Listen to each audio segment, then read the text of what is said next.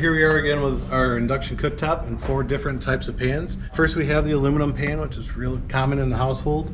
We have a stainless steel variation of induction compatible pan. Here we have an induction compatible alloy, which is a mixture of different metals. Then we have our old favorite cast iron pan. These all have the same amount of water at the same temperature in them currently.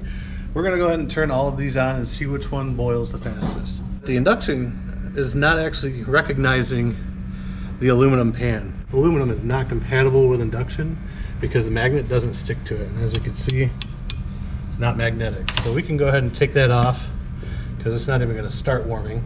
We've reached boiling over here on the stainless steel. So that's our clear winner for this example. We'll turn that one off.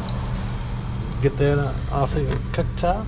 If you're new to induction, the biggest thing that we can recommend is make sure you have the right cookware for it.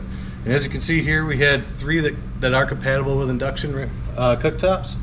Obviously, the cast iron and the stainless steel are going to be the best. The induction compatible do work.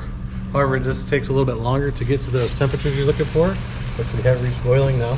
So we'll go ahead and turn that off. The one thing to definitely remember is that aluminum or non-ferromagnetic pans are not going to work on induction cooktops.